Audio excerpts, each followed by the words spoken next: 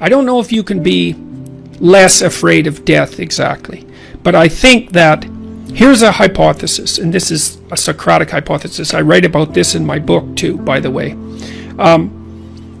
Maybe if you live your life thoroughly, right? You take use of the advantages, make use of the advantages that are put in front of you, make use of your talents, say yes to things, tell the truth, like stand up and get at it, assuming that you can do that, because some people are very ill and hurt, but assuming you can do that, I think the only way to combat fear of death is to live fully. And I think that might actually work. I kind of wonder, I've talked about this with my father too, who's getting pretty old. I've asked him if, for example, if he could be transformed back into an 18-year-old, knowing what he knows now, would he do it? And he was ambivalent about that. He didn't say no, but he didn't say yes. And we talked about this idea that if you lived your life fully, maybe that would be good enough. Because, I loved having kids, but I don't feel that I would have kids again, because in some sense I've already done that. And so maybe there's a set number of adventures that you have to go on in your life. Let's say you have to be married, you have to have kids, you have to have a career, you have to have friends, you have to have something useful to do with your time outside of work. Those are all things that are covered in the Future Authoring Program, by the way. Maybe if you do all those, it's like, that's good enough. You've had your life and that's enough. I mean, I don't know. 10 years ago, I thought, if I could extend my life radically, then I would. And I'm not so sure about that now that I'm 55. I'm getting older.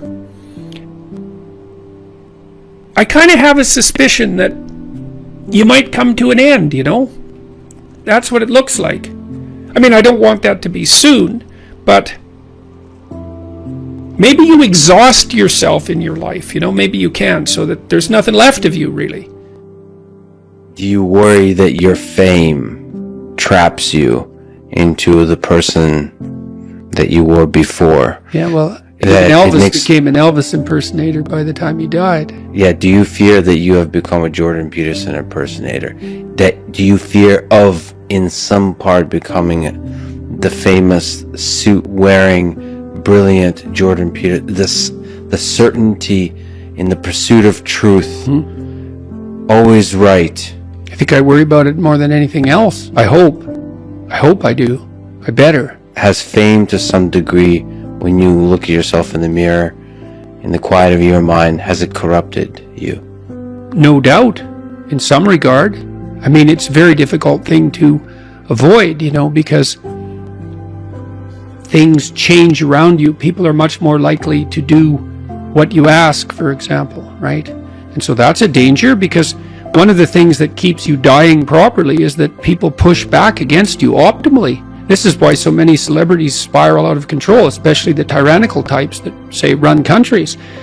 Everyone around them stops saying, yeah, you're deviating a little bit there. They laugh at all their jokes. They open all their doors. They always want something from them. The red carpet's always rolled out. It's like, well, you think, wouldn't that be lovely? It's, well, not if the red carpet is rolled out to you while you're on your way to perdition. That's not a good deal. You just get there more efficiently.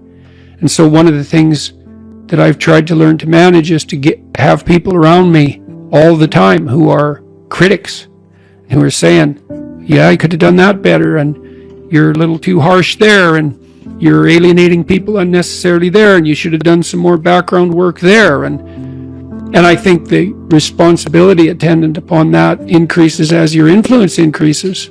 And as your influence increases, then that becomes a lot of responsibility. And then maybe have an off day. And here's an example.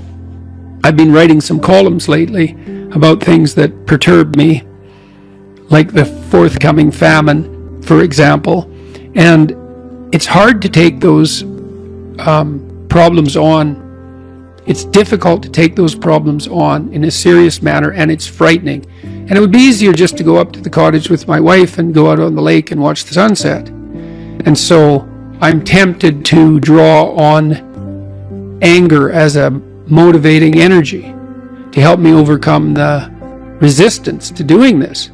But then that makes me more harsh and judgmental in my tone when I'm reading such things, for example, on YouTube, than might be optimal. Now, I've had debates with people about that, because I have friends who say, no, if you're calling out the environmentalist globalists who are harassing the Dutch farmers, then a little anger is just the ticket. But then others say, well, you know, you don't want to be too harsh because you alienate people who would otherwise listen to you. It's like, that's a hard balance to get right. But also maybe anger hardens your mind to where you don't notice the subtle, quiet beauty of the world. The quiet love that's always there, that permeates everything. Sometimes you can become deeply cynical about the world if it's the Nietzsche thing. Yeah. Battle not with monsters, lest ye become a monster. Yeah. And if you gaze into the abyss gazes also into you. Right. But I would say, bring it on. Right? Because I also say, knowing that he's absolutely right, but if you gaze into the abyss long enough, you see the light, not the darkness. Are you sure about that? I'm betting my life on it. Yeah, that's a heck of a bet. Well, that's... Because it might distort your mind to where all you see is abyss. Is abyss. Yeah. Is the evil in this world. Well, then I would say you haven't looked long enough. You know, that's back to the... You're just a limited... The swords, the flaming swords. It's like... So I said the whole story of Christ was prefigured in that image. It's like the story of Christ, psychologically, is radical acceptance of the worst possible tragedy. That's what it means. That's what the crucifix means. Psychologically, it's like gaze upon that which you are most afraid of. But that story doesn't end there, because in the story, it has to be a voluntary journey to hell. And maybe that's true for everyone. There is no more terrifying idea than that, by definition. And so then, well, do you gaze upon that? Well, who knows? Who knows? How often do you gaze upon death, your own? How often do you remind yourself that this ride ends? Personally? Personally. All the time. Because you, as a deep thinker and philosopher, it's easy to start philosophizing and forgetting that you might die today. The angel of death sits on every word. How's that? How often do you actually consciously... All the time. Notice the angel? All the time. I think it's one of the things that made me peculiar. When I was in graduate school, you know, I thought about... I had the thought of death in my mind all the time. And I noticed that many of the people that I was with, these were people I admired fine. That wasn't part of their character, but it was definitely part of mine. I'd wake up every morning. This happened for years. Think, time's short, get at it. Time's short, get at it. There's things to do. And so that was always, it's still there. And it's still there with, I would say, and it's unbearable in some sense. Are you afraid of it? Like what's your relationship? Death? Yeah. You know, I was ready to die a year ago.